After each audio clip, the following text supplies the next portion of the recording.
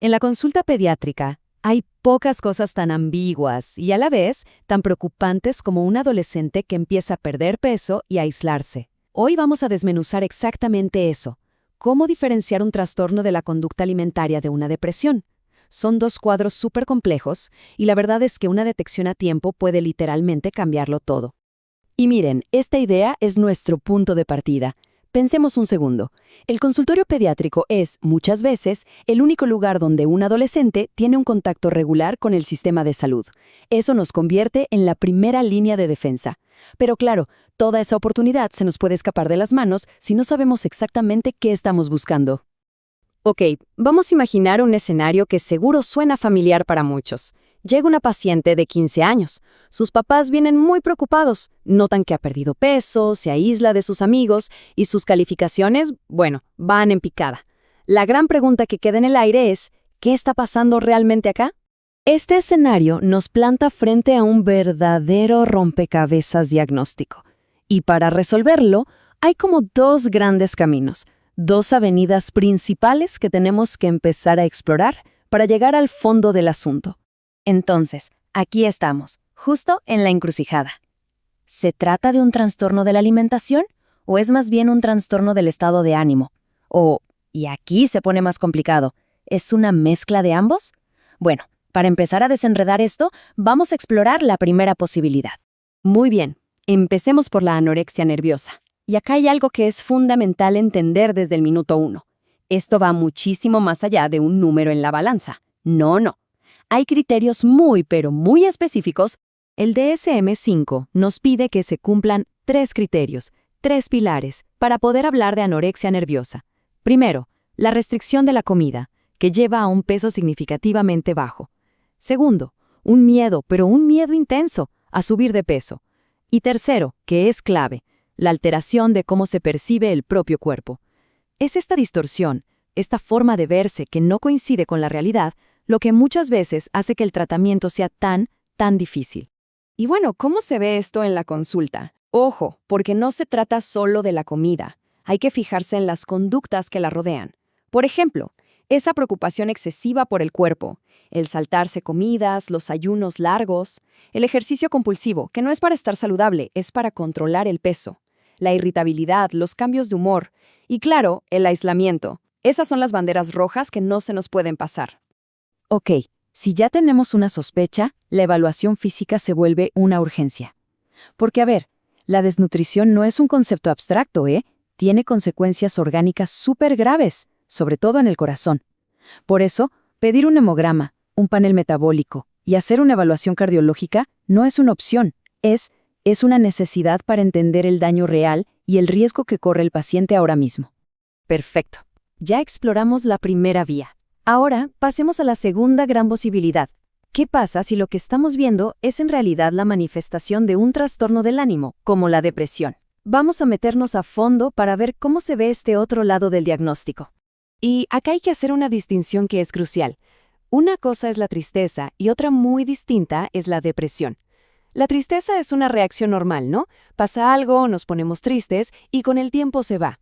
La depresión, en cambio, es una enfermedad, es una nube persistente que lo tapa todo, el ánimo, el interés, el sueño, el apetito, y que afecta seriamente la vida de la persona por semanas.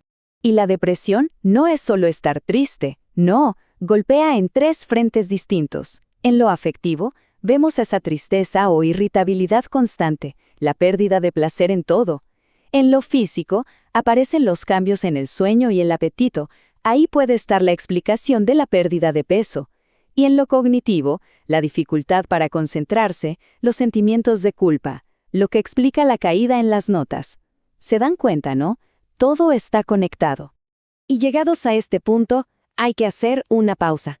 Porque este dato que vamos a ver es durísimo y nos pone la urgencia sobre la mesa. El suicidio es la segunda causa de muerte en jóvenes de 15 a 29 años. Esto nos dice que una depresión no detectada, no tratada, puede ser mortal. A ver, el riesgo de suicidio no aparece de la nada. Generalmente sigue una progresión, como una escalera. Primero está la ideación, ¿no? Esos pensamientos de que sería mejor no estar. Después puede venir la planificación, o sea, pensar en un cómo. Y finalmente, el intento. Nuestro trabajo es clave, identificar en qué escalón está el paciente para poder intervenir antes de que sea tarde. Bueno, ya exploramos los dos grandes caminos, pero ahora viene lo más importante, conectar los puntos. Porque en la vida real, en la consulta, las cosas casi nunca vienen en cajitas separadas y ordenadas. Muy a menudo estos trastornos se mezclan, se superponen. Y acá es donde se pone interesante y complejo. A veces los síntomas de la alimentación son solo la punta del iceberg. Por ejemplo, la falta de apetito puede ser por un trastorno de ansiedad. La anorexia puede ser en realidad un síntoma más de una depresión profunda. O en casos más raros, una conducta alimentaria extraña puede venir de ideas delirantes en un trastorno psicótico. Por eso, una evaluación de salud mental a fondo es sencillamente indispensable. Ok, con toda esta complejidad y todo este riesgo en juego, es vital saber cuándo una situación pasa de ser preocupante a ser una emergencia. ¿Cuáles son esas banderas rojas que nos obligan a actuar, pero ya mismo? Primero, las banderas rojas orgánicas. Estamos hablando de una bradicardia severa, una hipotensión marcada, alteraciones graves en los electrolitos. Ojo también con un peso por debajo del 70% de lo esperado o una negativa total a comer o beber. Cualquiera de estas cosas nos dice que el cuerpo está llegando a su límite y necesita hospitalización urgente. Y luego están las banderas rojas psicosociales. Cualquier ideación suicida, amenaza o intento, obviamente. Pero también las autolesiones, nuevas o antiguas, comportamientos impulsivos que pongan en riesgo la vida, síntomas psicóticos. Todo esto grita riesgo agudo y necesita una evaluación de salud mental inmediata. Aquí el tiempo es oro. Bien, después de haber identificado el problema y evaluado el riesgo, la pregunta es, ¿cuál es nuestro rol? Y la respuesta es clave. No estamos solos en esto. De hecho, no podemos estar solos. Somos una pieza fundamental, pero de un equipo mucho más grande. El manejo de estos casos tiene un estándar de oro, y es el equipo multidisciplinario. Pensemos, pediatría se encarga de lo físico, salud mental, o sea, psiquiatría y psicología, de lo emocional y cognitivo, y nutrición se encarga de todo el proceso de realimentación. Nadie, pero nadie, puede manejar esto solo. La clave es la comunicación constante entre todos para abordar a la persona de forma integral.